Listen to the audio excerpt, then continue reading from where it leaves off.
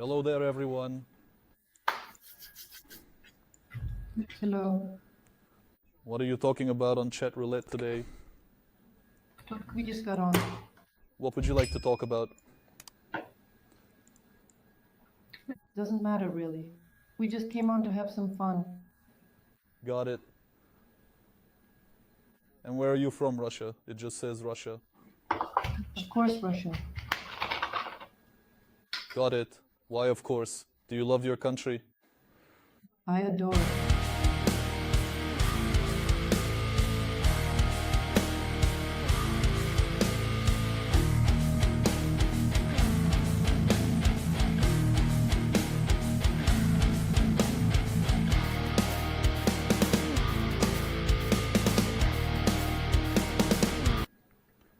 Are you patriots? Mhm. And what does being a patriot mean to you? Being loyal to your homeland. And in what instances, in your opinion, though, is this loyalty demonstrated or not demonstrated? What do you mean? Well, in a specific, just for you to describe the process. That in such a situation, a patriot would act one way and a non-patriot another. These are currently just general statements. Patriot state. Country, for example, while a non-patriot will abandon it. So when does trouble start? Like rats fleeing a ship. Got it. And what exactly are they fleeing from? Perhaps they are fleeing because they do not agree with the... Aha, so, now that's an interesting question. So you are a patriot of Russia just by the very fact of being born there. Meaning you were born in Russia and that's why you become a patriot of Russia. That's how it should be. Bloom where you're planted, they say. Which country are you a patriot of? I consider myself a patriot of Ukraine not because of where I was born, but because I find its socio-cultural and political paradigm, its entire system of values to be acceptable to me. I deeply respect it, I understand it fully, and I honor it. My desire is to foster its growth and to help disseminate it. Therefore, that is to say, Your political system itself? Okay. well, the whole complex, everything that's included in the concept of a state or a country, all of that. I mean, these ways of existence, they are comprehensible to me and are acceptable. This is exactly how I would like to live my life, if I can put it that way. So basically, I respect and support it. That is precisely why I consider myself a patriot. Therefore, when my country, my state, my government, that is to say,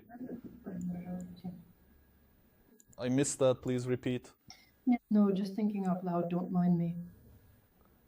Oh, but it's quite interesting. You mentioned, if anything, he supports it. I didn't clearly hear that. Well, just... You support what was forced. No, that's precisely the thing, that something might have been imposed on you, perhaps when you're an unconscious child, or again, you're a teenager. But then you begin to, how should I put it, roughly speaking, I am able to, like I guess any other person would, pick the place they want to make their home. Let's put it this way, not to actually choose, but to desire to choose, to select, in my imagination, a country to live in. I would genuinely want to live in Ukraine. I mean, I respect and understand it, and I like this prevailing Ukrainian paradigm, that's all there is to it. However, if Ukraine or certain developments within Ukraine deviate from my personal understanding or expectations, I do not abandon Ukraine, nor do I depart from it. Instead, I dedicate myself to addressing these issues, these inefficiencies, as one might call them. How do you work with these problems? It depends on the problem. Well, global, like now, for instance. A global one.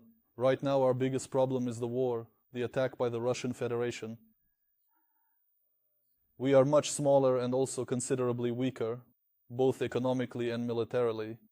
Indeed, in either 94 or 96, I always mix up the exact year under the terms of the Budapest Memorandum, all of Ukraine's nuclear weapons were transferred to Russia with the understanding that Russia would then protect us. And all of these nations, specifically Russia, America, and Britain, were the three involved countries. So they have nuclear weapons, and we had nuclear weapons, and we gave them to Russia. So our weapons were transferred to Russia, with Russia guaranteeing to protect us. When you possess nuclear weapons, there's essentially no need to amass a substantial military, since no one will attack a nation that possesses nuclear weapons. And the army, it is primarily needed for the purpose of, well, for instance, I understand why Russia, for example, develops its army. This is because Russia is involved in numerous international interventions. Again, there are countries like Syria, Georgia, Moldova, Ukraine. So Russia is not defending itself. Instead, it is using its armies to attack other countries. Ukraine is an extremely peace-loving country, an absolutely peaceful nation. For our defense, the backing of our own nuclear weapons by Russia, and not only that, but by America as well, would have been enough. I mean, even if there was once a Cold War and America and Russia were in opposition. So even in times of confrontation, both of these groups were meant to protect us. And unfortunately, Russia deceived us. Russia initiated an attack against us, leaving us completely defenseless. And so here we are on this live stream. We will raise funds for our military, specifically for electronic warfare systems, for drones, for military vehicles, and for various other necessities. So we understand that. I could simply say, I could leave and go somewhere else and then tell my children, well, Russia is a big country and it attacked us, so I chose not to stay. I simply left. However, that's not how a true patriot acts. A true patriot restores and devotes all their efforts within their nation, striving to align the present circumstances with what I consider to be correct and beneficial. Given that we are currently in a state of war and conditions are not as they should be, I am personally committed to doing everything within my power to bring about, let's say, that effectiveness, that outcome, that result closer to fruition. Regarding the war, we are gathering donations, contributing, assisting, and fighting. When facing internal problems, Ukrainians, through events like multiple Maidan protests, have consistently demonstrated their control over their government. They are always prepared to uphold the principles of the Constitution, which state that the people are the ultimate source of all authority. You control your power? Your President Zelensky does whatever he pleases. He's stealing money.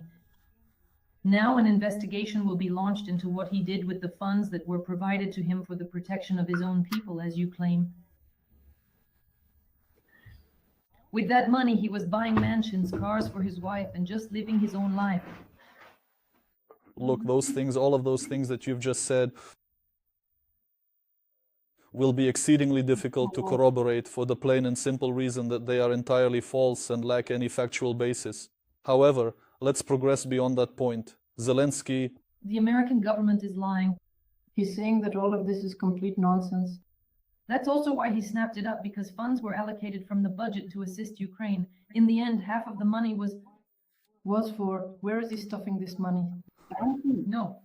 Look, do you recall that a certain American presidential candidate stated that when he came to power, he would end the war within 24 hours? Do you remember who said that? Can you bring it to mind? Do you remember who said it? Well, Trump. Trump. And how did the war end? He'll end it soon. Well, in 24 hours it... Zelensky is not prepared for this. You didn't see how he... And it's Zelensky's fault. What I was trying to say is that but when Trump... He's afraid because you'll be the ones to put him on a stake when the whole truth comes out. And Trump was unaware, right? I mean, regarding Zelensky, he declared to the entire world that he'd bring it to a close. But it seems he hadn't consulted Zelensky.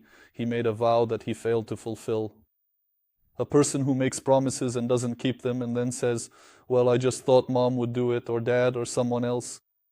When you make a promise, the person who voices that promise is responsible for it. Okay, I understand. All right, let's see. We're starting with your idea that Zelensky is terribly, terribly bad. Let's take what you imagine about him and multiply it by 10. Just look. The most dangerous thing during a war is internal confrontation, an internal conflict. All of Russia's problems, all of them, well, maybe not all, but many such situations in Russia's past have shown that collapse is precisely what palace coups bring about. There's even a specific term for it, Russian palace coups. This occurs when the elites, the boyars, those in power begin to fight among themselves, and as a result, focus and attention on all other processes are completely lost. Elections in Ukraine are prohibited by law during wartime, and that is completely logical. First and foremost, elections require clearly defined polling stations. We get hit by nearly 150 shaheds at night. 150 shaheds. This means there will be a designated time and specific location where people will congregate. So during a war, under shelling, with a lack of air defense, to say that on this specific date, right here, there won't just be people, but voters. I mean, that's just crazy, it's suicide. Second, it's very expensive. Elections during a war, when we're fundraising for electronic warfare because we don't have enough polls. So why are you fundraising? Your president had so much money. Where did he spend it? Look, let me tell you more about what happens if we go today. If we undermine the president, an internal conflict will begin and we'll lose all control over the war, leading to Russia taking over. That's precisely why Russia is pushing this agenda. This is the most current and frequently circulated talking point from last week. So, as I'm speaking with you, I frequently encounter people who are Russian here. Well, how frequently? Roughly every other person who is actually an FSB agent. And he, understanding that many people are watching me, let's just say, he starts to create a certain image. And they know exactly how I'm going to react. He then says to me, but what about elections? If there were elections, tell me, would you vote for Zelensky? If there were elections, would you vote for him? No, I don't vote for comedians. There might not even be elections, but if I start discussing Zelensky in the chat, a flame war will ensue. Some will say, Zelensky is good, while others will say, he's bad. Internal confrontation is when Ukrainians distract themselves from the external enemy and begin to compete amongst themselves. Competition during elections is proper. That's how it should be. However, we must be united now. It's like they always say, the Mongols came and single-handedly wiped out one principality after another because one prince would declare, why should we aid them? They are our adversaries. Let the Mongols crush them now. And thus the Mongols individually crushed them all. Yes, so now we are going to defend this particular candidate. Others will defend that candidate, but we should be defending Ukraine. Honestly, I'll tell you right away, this is now my favorite phrase from one of my viewers and subscribers. You can criticize the authorities, you can praise them, but love for the authorities is slavery. Citizens should always treat the government as a service provider. Ukraine is something I truly cherish. It represents the very core of my patriotism. But neither the president, nor a minister, nor a deputy, they are the ones who should work to make Ukraine better and by extension improve my own situation. In other words, when you love your child and you've brought them to kindergarten, you assess the teacher from the perspective of how effectively they will take care of your child.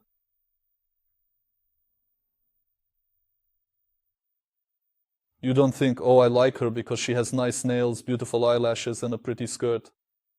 You think, to what extent will she? That is, you love your child and evaluate these actions from the perspective of a parent's love for their child. It's the same with presidents. I truly love Ukraine, and when I evaluate presidents, I assess whether they are genuinely helping Ukraine or not.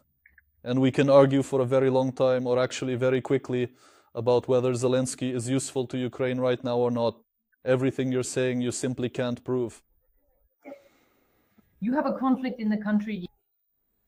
It weakens the country, making it vulnerable, and everyone else can essentially do as they please with your nation because it already has an internal conflict within its borders, and all its efforts are directed towards this conflict. That's precisely how it all began. You had an internal conflict. And you couldn't live in peace and quiet. That's precisely where it all started. Here we go again. Well, now you're just telling an absolute lie. Okay. You're telling an absolute lie here. All right, okay. Let's put it this way. Right now, America is already refusing to help you. Right. America won't help you. Since the entire European Union follows America's lead, The EU is also starting to, and then backpedaling and saying, oh, we accidentally voted for Ukraine. Oh, we're not going to do that anymore at all. And so it all begins. Now everyone will turn their backs on you.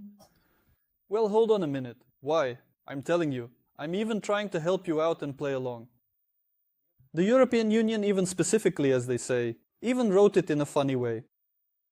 I really enjoyed reading a news piece about the Prime Minister of Britain, who is known for not being particularly outwardly affectionate, embracing Zelensky with such fervor.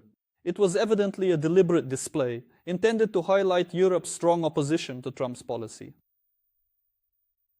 This picture that's being shown everywhere now, where they intentionally placed Zelensky right in the very center, was meant to make a specific point. What's the core message?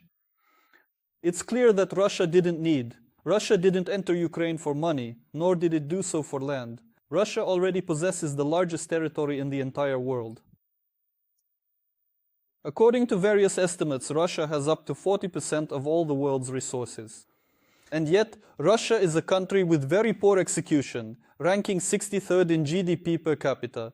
In terms of absolute GDP, you're in 12th place. Even Italy has surpassed you.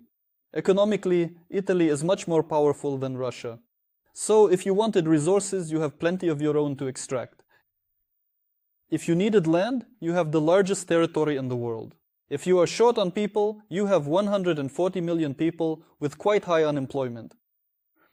So Russia invaded Ukraine to re-establish the Soviet Union, to get back at America and demonstrate, hey, you once fragmented us, but now the revered Putin has arrived. Look, Stalin, I've unified everything exactly as it once was.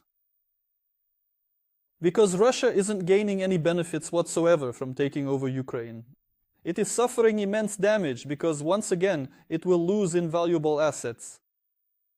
It has already lost a vast number of people, an astronomical sum of money. It has fallen out with everyone and has made an enemy of itself. We could make peace. Perhaps our distant descendants, our great-great-great-grandchildren, might be able to reconcile with each other. As Russians often tell me, they say, well, the Germans reconciled among themselves because the Germans admitted that they were involved in Nazism. The Germans wrote in all their later books that Hitler is bad and Nazism is bad, but we love Putin and demand you forgive us, along with Putin. You don't even realize, you don't even come close to comprehending the Pandora's box that has been opened. Specifically on my streams, besides EW and drones, we're collecting on Bitcoin wallets. Because some Russian boy went to Ukraine as if he was on a safari or on a hunting trip. He killed Ukrainians, looted someone's house, perhaps assaulted someone, and then went back home as if he was coming back from work. The point is, these boys, they'll be in the building entrances, in the elevators, near the stairwells, they're going to die. They will perish, and their own comrades will be the ones to take their lives. There is a unit, for example. One person saves money and sends it to their children, while another wastes it on drink and doesn't mince words, making him easy to reach.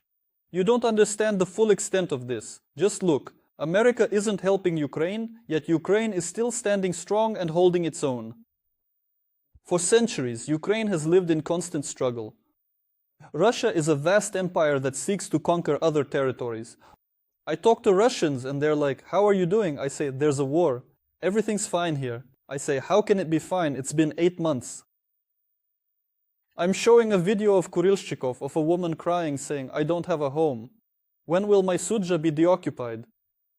But he's so far removed that he's just like, what's it to me?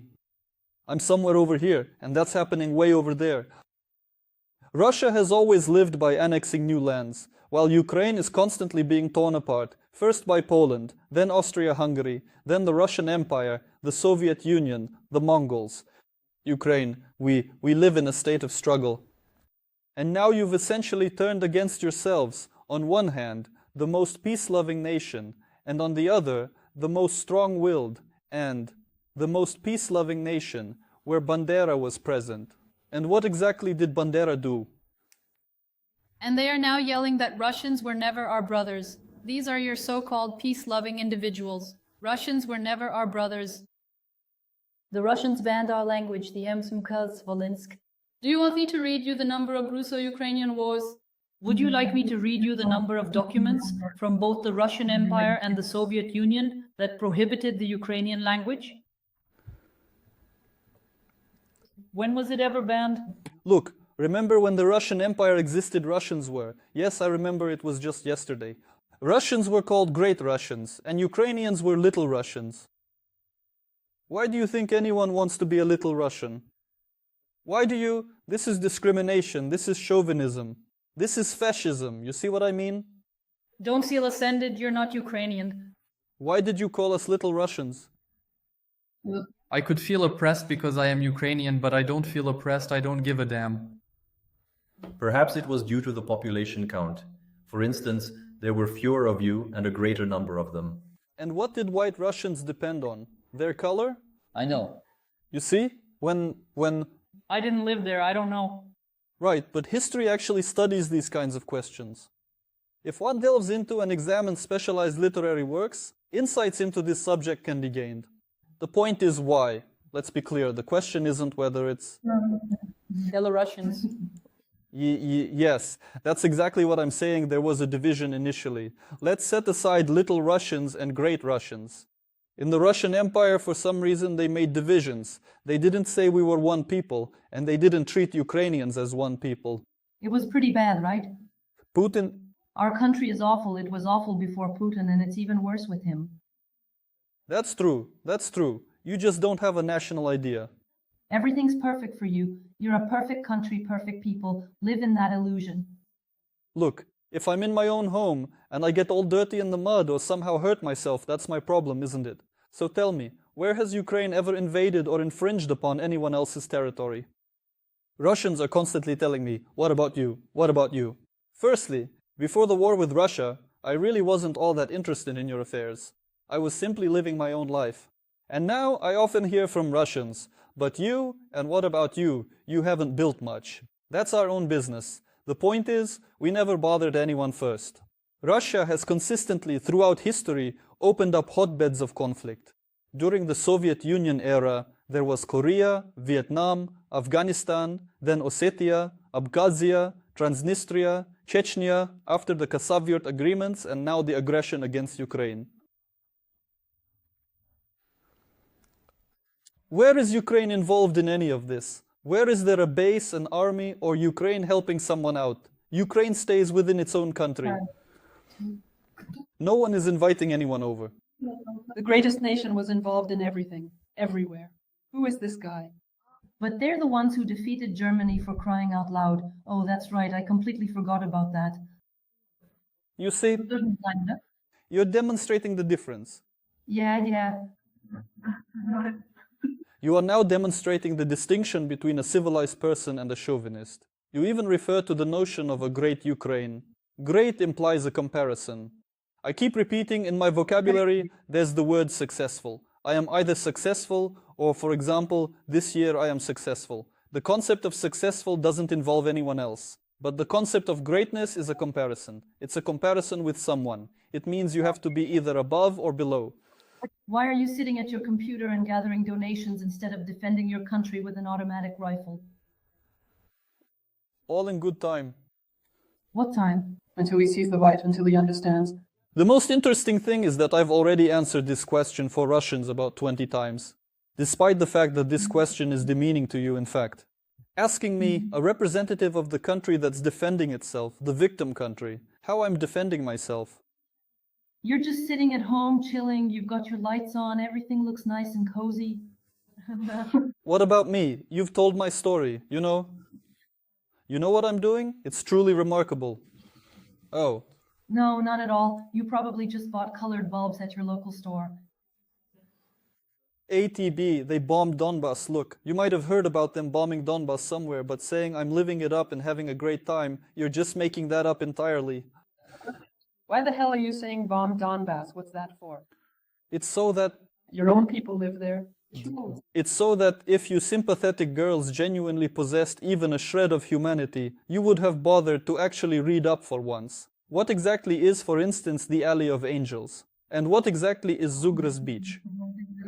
And you would know that in the year 2020, 8 individuals perished in the Donbass conflict. And then in 2021, 15 more. You don't even have a clue who bombed whom or where. That's precisely why I'm talking about the bombing of Donbas. Because all of you who mentioned the bombing of Donbas haven't watched a single video, haven't read a single article, and you don't even know the name of one child who died there. You don't even know where the children buried in the Alley of Angels died. If you're such sympathetic girls, then please tell me, where did the children buried in the Alley of Angels die? I see you really sympathize with those people. Where did these children die? Currently, we have a very large number of refugees. Relatives who live in Donbas. Where? Where did the Alley of Angels children die? Tell me, where are these kids? They live here now. Who lives here? They watch the news, and when they see reports connected to Ukraine and Russia, they say, our people, our people. Girls. These are your girls. They're living with you. You should ask them yourselves why this is happening. It's obvious that a person who went to Russia after their city was bombed by Russia to go to Russia must have a certain mindset. I don't even know what kind of mindset that is, and I don't even want to know. I really want to understand, girls. Where exactly did the children buried on the Alley of Angels die? Well, you should know. You're concerned about Donbas's victims. Tell me. I'm not worried about the kids. I'm worried about my living relatives. I understand. Now tell me, where were your relatives bombed? In Donbas. Wait, is Donbas the Donetsk basin? Like, which specific city and what region is that? Do I really have to name the city? Really? Who has that color scheme? Your toilet, I said. Is it that color too? My toilet? What color scheme? You know, blue and yellow. You do realize that when you change the subject to a toilet after I ask you about children, you're just embarrassing yourself because you don't know. You don't care about the children, about Donbas. You claimed no one was bombing anyone there. But they did bomb. They bombed the village of Gukovo in the Rostov Oblast. It's a proven fact. I believe I've already answered you. No, you haven't answered at all. You just asked me counter questions. It's not about the children. She answered that. Right. So why are you admonishing me, claiming that they bombed Donbas? That's precisely the point. No one actually bombed Donbas. The Russians bombed Ukrainian cities. They bombed Mariupol. Yes. It hit. And how did you determine what it was? How did you know it was Ukrainian? How do you know Russian shells are hitting you now? They are identified. There's sonar, zoning, and trajectory involved. And then it's identified, they take the drone, retrieve it, and take it apart to see where it was assembled. Every little part is identified where it was made. Something like that. In Russia. And how did you know that it was Ukraine shelling you? They took it apart and rebuilt it. With just one question, I'm about to corner you into a dead end you'll never get out of. So why did Russia annex Crimea right after the referendum took place? And it's great that you yourself are, as I understand it, from Donbas. Donetsk and Luhansk. On May 11th, there was a referendum on the separation of Donetsk and Luhansk from Ukraine. Did that occur? Did you participate in that referendum? Of course, we are from that region. On May 11th, yes, on the 11th of May, you all cast your votes for separation. So why for 8 years did Russia not just refuse to recognize you? Why didn't Russia recognize you for 8 years after the referendum? You voted on that very same day, just 2 months after Crimea did. We just wanted to separate from you, and that's all. Like we wanted to be independent. But under the Minsk agreements, Putin was pushing you into Ukraine with special status. It says nothing there about special status. The Russian speakers in Crimea voted, we want to be independent, and Russia recognized Crimea. And on the 11th of May, 89.6% voted.